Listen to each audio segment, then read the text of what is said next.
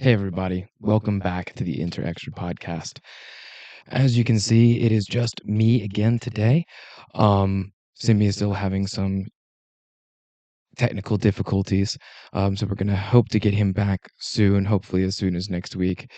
Um, I know I said I was gonna keep this short last week.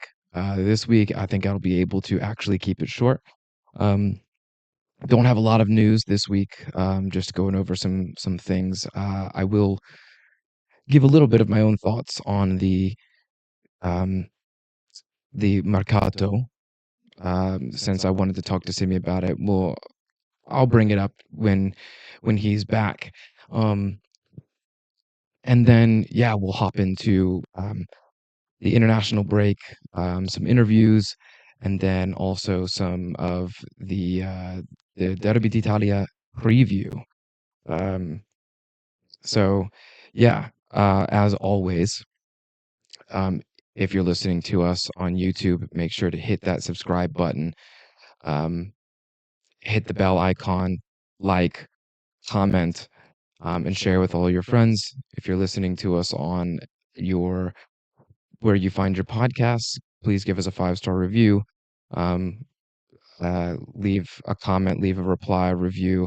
It helps us greatly to find a bigger audience and find new people and make new interesti. So let's get right into it. Um, so first, the mercato. I'll keep this brief.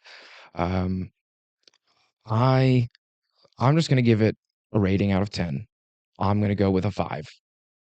The names that we were able to get rid of this summer were great. You know, the all of the high amortization and high wages. We have Correa, we had Arnautovic, we had um, a lot of dead weight that we were able to get rid of, which was good. Honestly, we should have gotten rid of more, which is, why the outgoings weren't good enough to make up for this mercato because the incomings were not good enough. So yeah, happy with dead weight being gone. Should have gotten rid of one of Acerbi or Devray.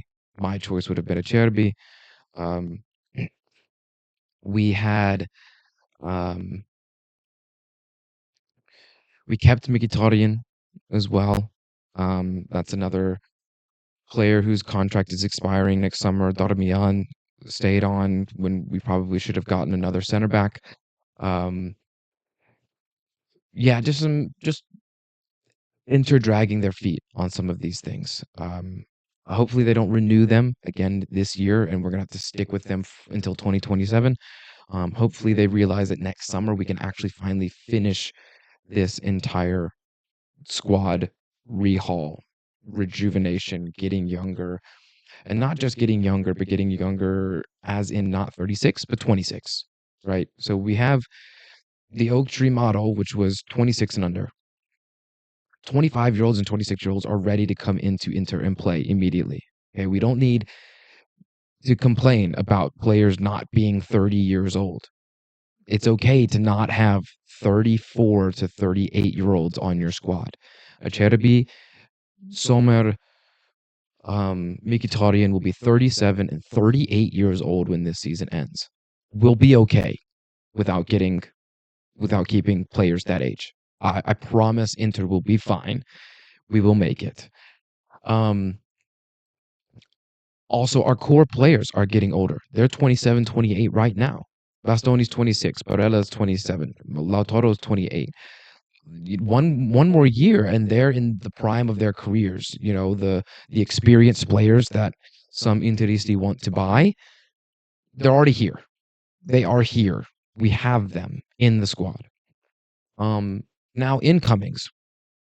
I'll start with who came back from loan. So we had a couple young players come back from loan who are at the U23 level, who we will still have access to this year, which I think will be great. Um, can't complain about those guys. But of course, the biggest name was Pio, Francesco Pio Esposito. I hope that he can get good minutes this season. And something Kivu said in his pre-match interview, I really liked. I think it's important for Pio to kind of hear those words. We'll get into that later. Um, but I'm expecting good things from him this season. Anjan Boni, great signing.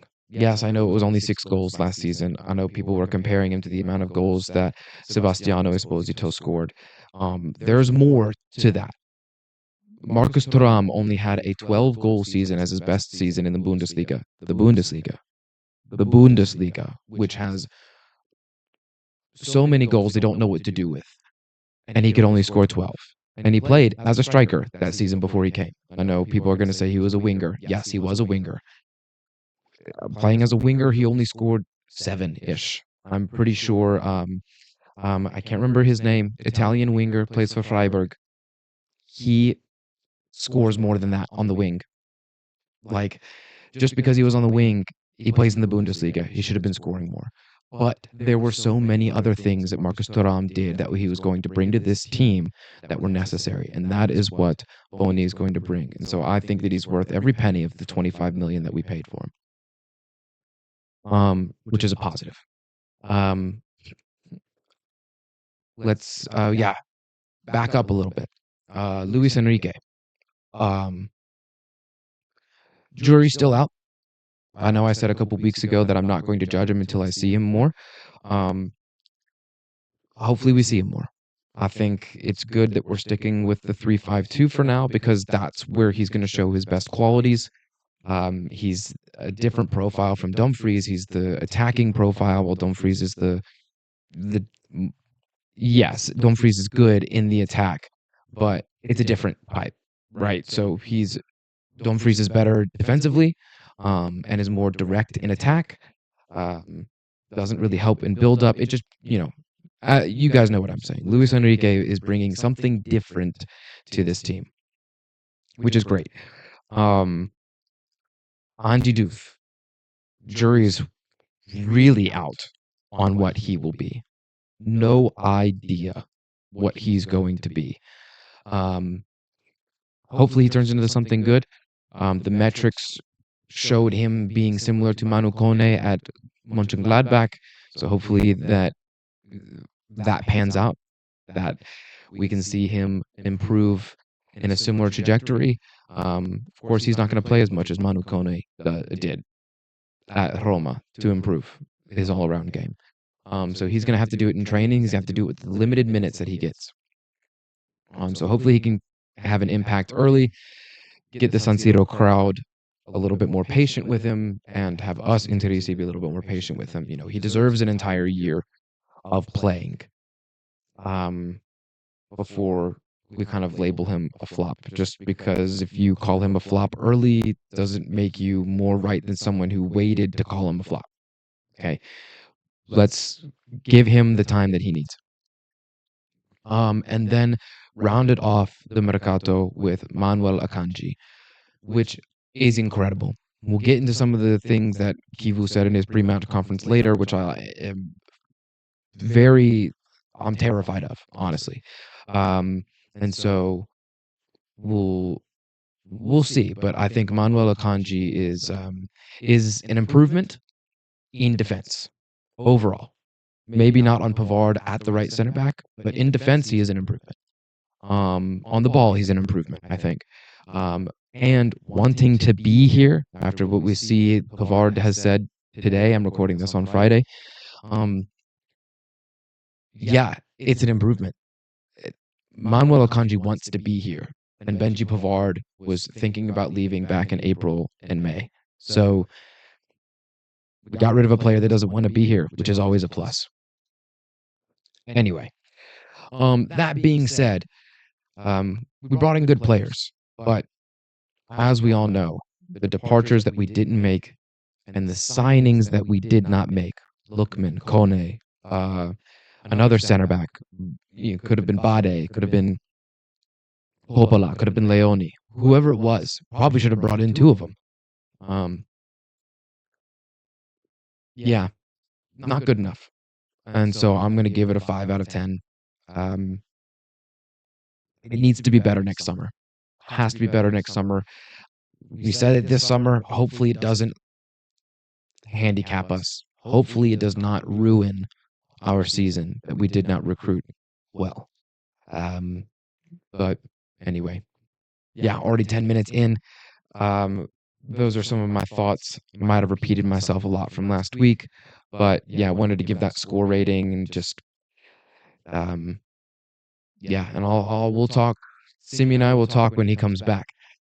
Now, just some things we're gonna do since I just finished up my recap. We're gonna do some things. We're gonna look at some posts that Thomas and Simi put out this week about some things that were happening this summer. So this first thing here is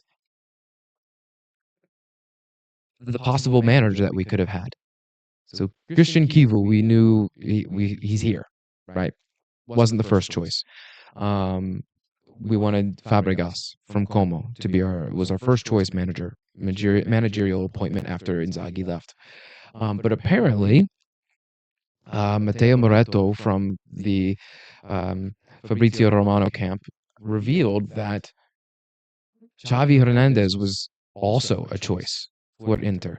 Um, I have mixed feelings about this because who knows what uh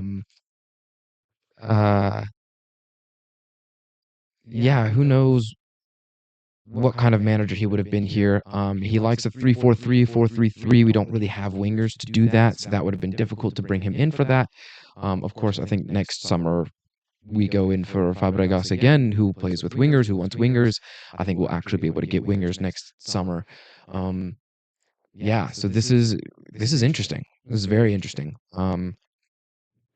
But yeah, and he inherited a bad, broke, destroyed Barcelona squad and was able to still win La Liga with them. Yes, Real Madrid was in a rebuilding year.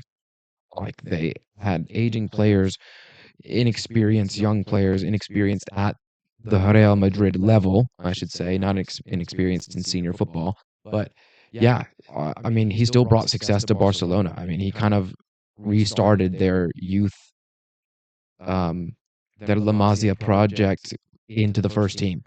No more of this galactical nonsense that Real Madrid does. Barcelona doesn't do that, so he went back to the older model and brought them success. So it's not terrible in theory, but I don't think that he would have worked here. So um, yeah, uh, so so we'll see. So that was very interesting.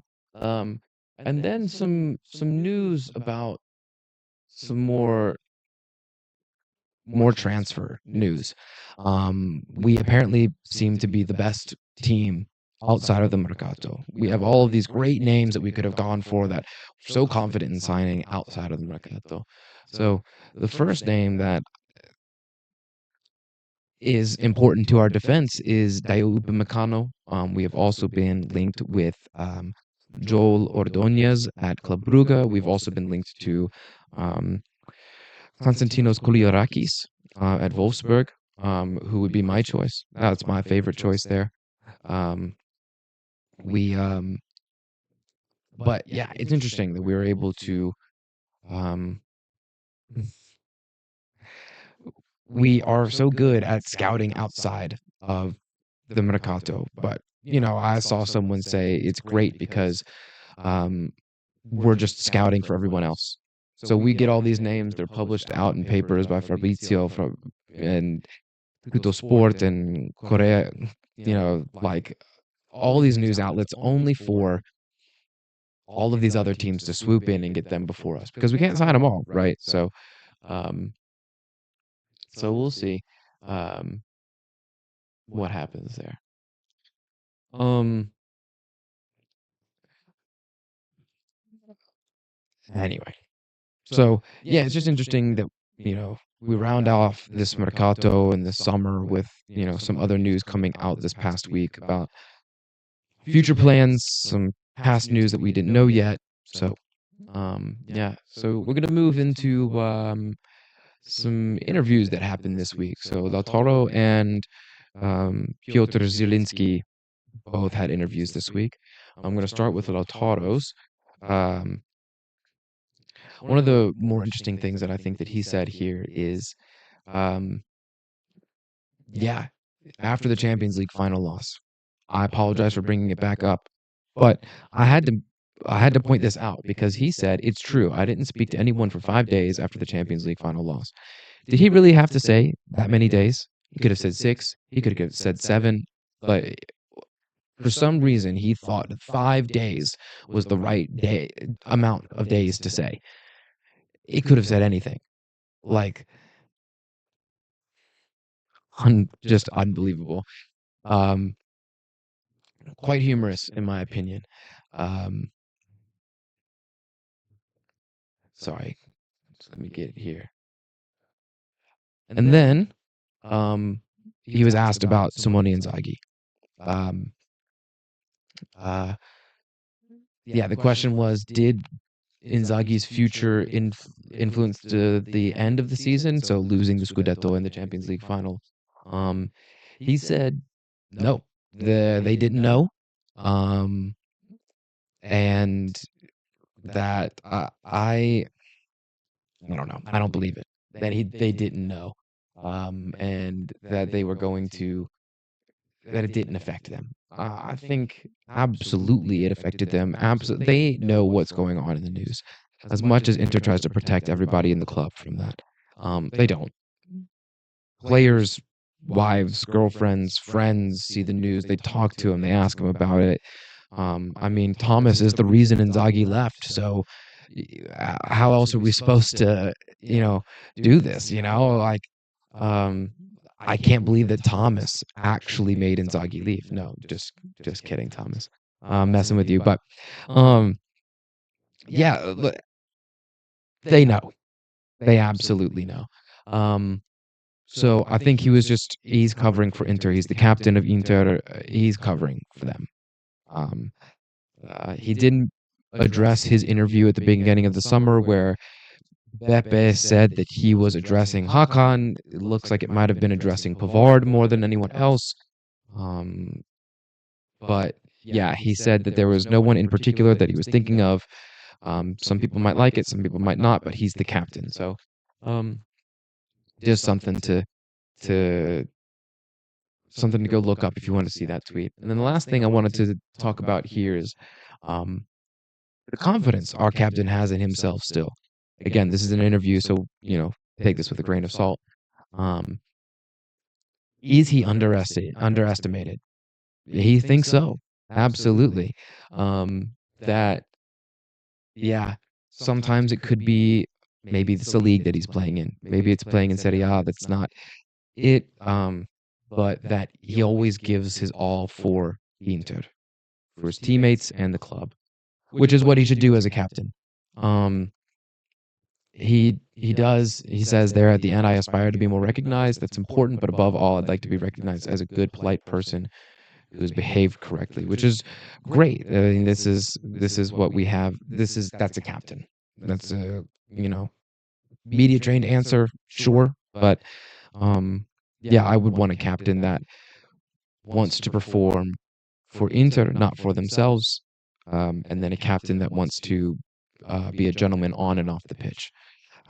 So uh, some interesting things from Lautaro there.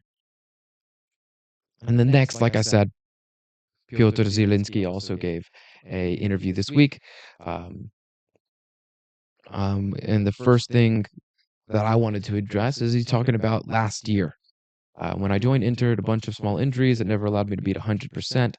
Then, right as I was gaining confidence and finding form, another injury came. But this is what I'm excited for.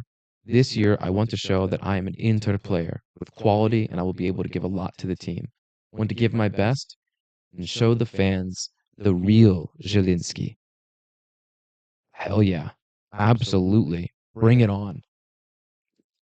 This is going to be great. This is exactly what we need from Zielinski this season. We miss a player of his qualities. He is, of course, we have Andy Doof and Fratesi as ball carriers right now, but Zielinski has a shot on him. And I think he's going to be shooting more under Kivu. I think he's going to get more license to shoot. He can carry the ball well. He can break the press well. He is a midfielder that I think we can we will need this season. He's probably our most technically gifted midfielder as well. So I hope that he can stay healthy all season, that he can give us the Zielinski that he's talking about there. So some good things this week from some of our players in the interviews that they gave. Right. So now we're going to get into some other news as well. So something interesting. We've heard this news before, but we have. It was first reported that Beppe Marotta confirmed that Auxilio and Bachin will not leave Inter. They're going to stay and not go to Al Hilal. And that came from a source in Saudi Arabia, and then FC Inter News um, came out and said that this is false, never happened. You guys know my thoughts on whether I want Auxilio to leave or not. He needs to go. So this was good news for me that it was not it wasn't true. So we might see some more moves after the Mercato. It'll be interesting to say the least. Right. So next, yeah, I know that there's mixed feelings about this. If you're listening on podcast, we are looking at the new released Inter third kit, inspired by Score 9 or the Nike Total 90 Score 90 collection. It was a big thing back in the 2000s. It was or early 2000s, late 90s, if I remember correctly. Um, we have, of course, some of our models here. Um, we should we have our star boy Francesco Pio Esposito in the back. We have our permanent model since Correa left. We have our permanent model Darmian. I think he's been in every single one of these hit photo shoots. This is why he's still at Inter. Everybody, not to play right wing back or right center back. It's to be our model. And then yeah, Boni looking good in the kit. It's growing on me a little bit. Um, it's not my favorite.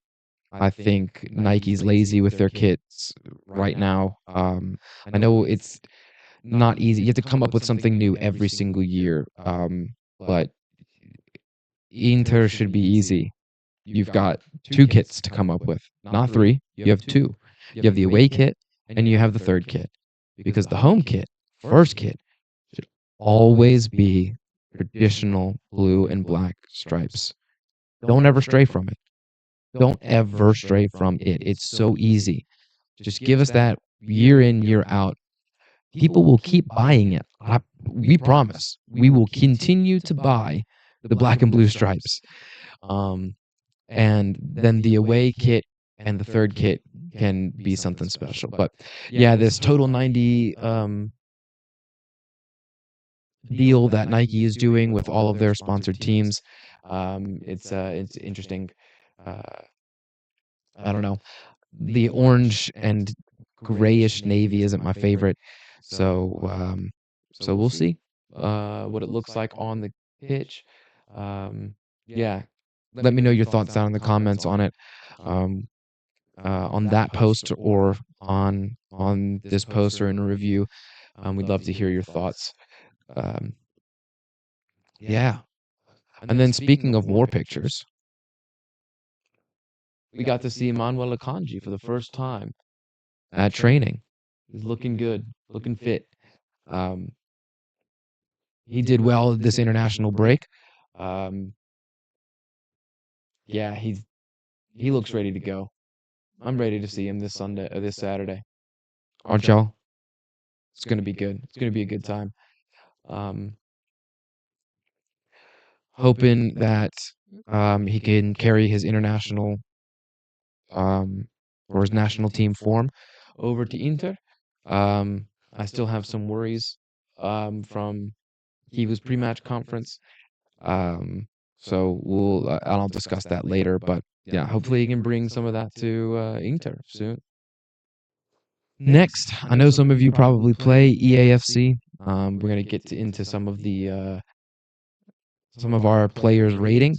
Not gonna spend a lot of time on this. It's not really important, but Lautaro Martinez is the highest rated player in Serie A. Um, for Lombardia FC. Uh, yeah, which is funny. Can't believe that. Yeah, Inter's not in the game, but that's what licensing does. Um, Sommer's highest rated goalkeeper, Bastoni the highest rated center back. Barella tied with De Bruyne for highest rated center mid. Hakan also in this top 10 list. And then we've got DiMarco and Thuram starting off the next 10. Um, a little generous, I might say. Um, we got Dumfries in the top 20. Um, and then we have Acerbi and De Vrij rounding out the top 25.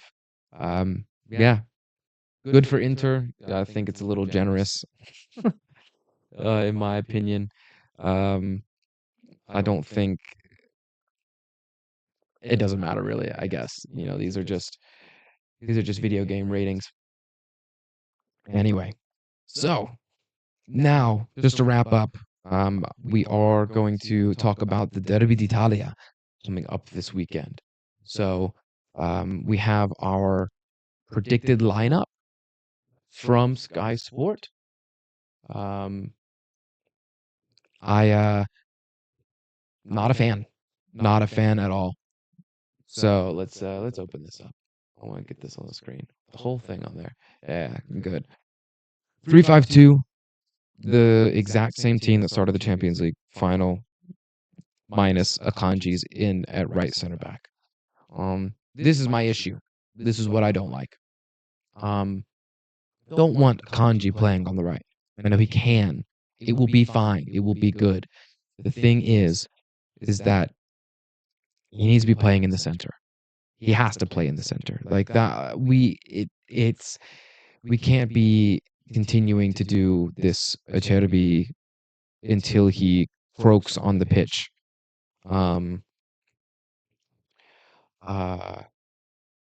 Juventus has some important players out, so I think DiMarco there is fine. Hopefully he's up for the task. Hakan did not have a good international break. He was atrocious in both of his games. Um, so yeah, let's hopefully this isn't the lineup. I don't like that Sucic was dropped. I believe that he still deserves a spot in this team. And then yeah, the front two. So Bastoni, Dumfries, Lautaro, Thuram, Barella, Di Marco, Kanji, all should be there. Acerbi, Hakan, and Mkhitaryan, I think. Um, Acerbi and Hakan, I would take out first, and then Mkhitaryan after. So we'll see how this is gonna play out. We'll have to wait till the day of, an hour before, when the lineups are actually posted, um, to see what the squad actually is. Now, something interesting that's happening in the Derby d'Italia. They're going to start this in the Derby d'Italia. So it was made official by Serie A during the match between Juventus and Inter for Saturday the 13th at 6 p.m. Central European Time at the Allianz Stadium in Turin. The ref cam right here, will make its debut in Italy. I believe we've seen this in, I believe the Premier League and La Liga have this. But awesome, great. Hopefully the cameras don't stop working strangely, and out of nowhere, just kind of like we've never lost any audio from VAR or audio between refs in the middle of matches in the Derby d'Italia. We've never had anything like that. No scandals like that have ever happened in this match. So hopefully this camera works the whole time. We'll see. It's I know it sounds like I'm complaining, but we know what happens. Like, we've seen it too many times. Now, wanted to get into Kivu's pre-match conference, press conference. Um, yeah, this is the good part about Kivu being an Inter player for so long and a part of a legendary Inter team. He understands what this game means. Just like some of the, say like Pep or Xavi at Barcelona playing in El Clasico. Uh, You it means you know what that means a little bit more. Um, it's yeah. I hope that he can actually get through to the players. But yeah, we're now at the third match of the season. Kivu says the beauty of football is that sooner or later you have to play this type of match. Yeah, I don't like how early it's coming, but it sounds like he's not too upset that it's early in the season. Maybe that plays to our advantage. Who knows? The two teams know the importance of this match about what the Derby d'Italia represents. We will need the right mentality, calmness, and energy to deal with different moments and perform well in this match. Good quote. Um, we'll uh, we'll see if the he's able to actually make sure that this Inter team is calm in this match. That's something that I've heard some skeptics of Kivu is that can he pr- give his calmness to the players on the pitch? Or will his nervousness on the side of the pitch then translate to the players on the pitch? So we'll see how that goes. I think it'll be important. We haven't won in Turin in 13 years. So hopefully Kivu can turn that around. It'll be great. Now, some other things that Kivu was talking about. Um, talking about Akanji. Um, yeah, Akanji is an important player of an international standard, and he brings an additional value to this group, just like the other players in the squad. I'm happy with the players that I have because these are the best 25 players available, and I'm happy with them. Yeah, you kind of have to say that, don't you, Kivu? You're happy with the squad that you have. You don't want to be fired so soon. Um, but it's and I'll just keep going through some more quotes, and I'll give my thoughts later. Um, yeah, on Hakan, this is important here. This is we'll see um what Hakan's capable of doing. I'm skeptical. I know what my players can give from what I've seen. Hakan is a very motivated player who can give his all despite coming back from an injury. When he returned, he was very motivated and wanted us to see that he wanted to be here and give us a hand. Good, make him prove it. But I don't want to see it this weekend uh, against Juventus. This is not the weekend to see if Hakan is up for it or not. Um, Kivu says that he's happy with the transfer window. Again, you kind of have to say that, don't you, Kivu? My players are the best. I don't look elsewhere. I'm very happy to work with such a motivated group. We have a mix of youthfulness and experience with the transfers we've made. Some of the younger players have brought us energy and raised the level of the team when in training and on the pitch. Awesome. I agree 100%. Young players want to play. They're going to challenge not only on the pitch, but in training. It's going to make training actually keep form for these players. And last quote that I'll get into for Kivu um, here is on Bisek. Managing the group is never easy. We need everyone to be motivated, especially in a team that fights in all competitions. We need energy and to manage everything. Bisek was criticized because it's easy to create an opinion on a player that I haven't had the chance to give continuity to in his performance during the matches. If you're thrown to the wall after your first error, it's more difficult to build trust and confidence in yourself, making it harder to grow. He's a young guy who will still make mistakes, but we need him. We have many matches ahead, and we've seen his motivation in training. It was important to give him minutes and play him ahead of the upcoming matches. Huge. something super important that he said there, in my opinion, is continuity in matches. That is something that I didn't feel like Inzaghi did much of. Young players need continuity. All players need continuity. And yes, you can say, playing once a week is kind of continuity in Inzaghi's rotation that he did. But is it, right? What if you get thrown in as a substitute? And so you playing as a substitute and playing as a starter is two different ways to manage the match.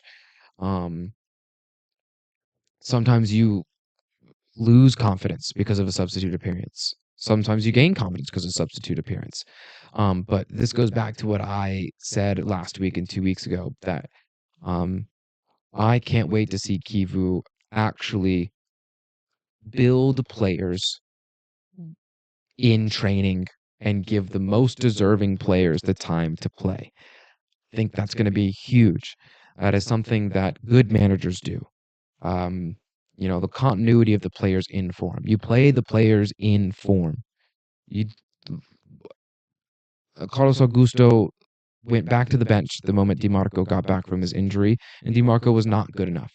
I would have played Carlos Augusto until the wheels came off on him last season. He was the better player at the end of last season, and Inzaghi, for some reason, was hell-bent on playing DiMarco when he wasn't better at crossing or passing at the end of last season. So, yeah, that's hugely important. Kivu also mentioned that Kanji and Bisek, like who is he going to play between the two of them? I don't like that. I don't like that statement being made.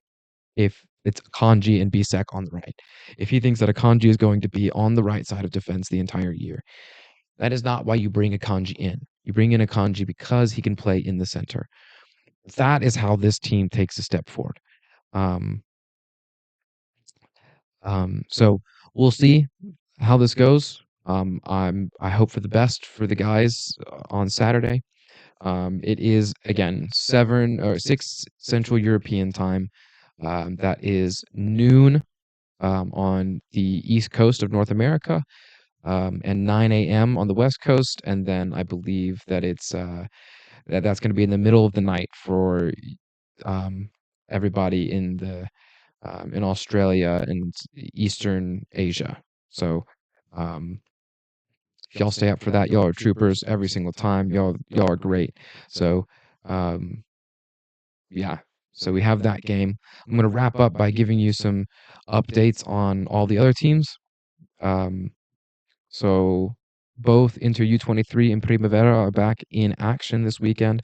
So the Primavera plays Parma on Saturday at 1 p.m. Central European time, so 5 hours before the senior team. Good, we don't have two teams playing at the same time again. The U23 team play Lecco um, on Sunday, so the day after at 3 p.m. Central European time. Hopefully, we can watch that match in North America. Hopefully, you guys should tell us how it goes. We'll be following it closely. We want the success of that U23 team. Hopefully, they can turn their fortune around instead of two draws and then get a win, their first win of the season against Lecco.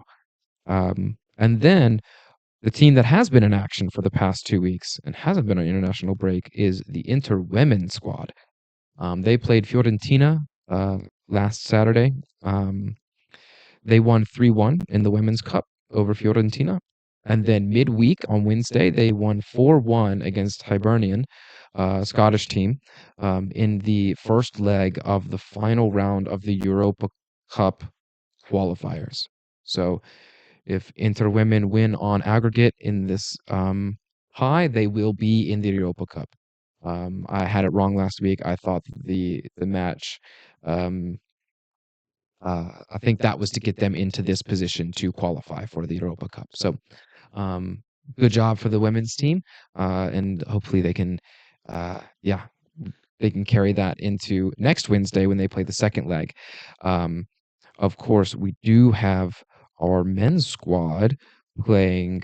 Um, uh, Excuse me. We do have them playing midweek against Ajax. Yeah, the same day. around the same time. So hopefully we'll get a double win there on the 17th.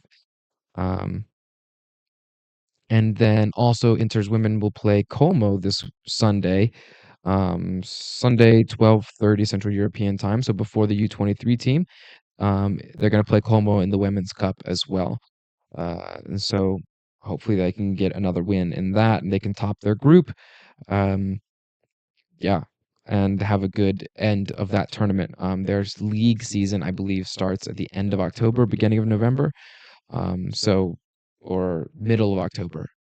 Uh, I'll look it up. We'll we'll have that news for you when that time comes. But for now, we're going to keep following them in this Women's Cup, this Serie A Women's Cup.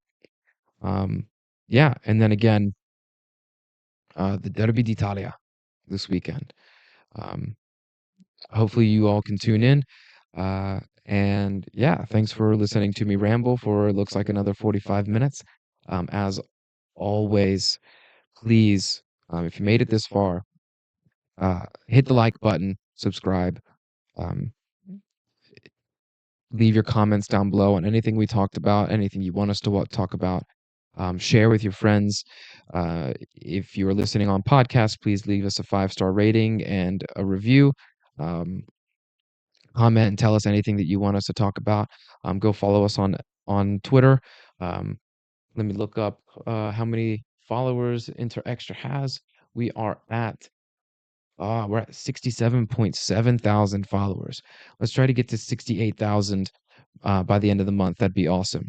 Um, anyway, yes. Thank you guys for coming. Do all that, and we'll see you next week. Forza Inter Sempre.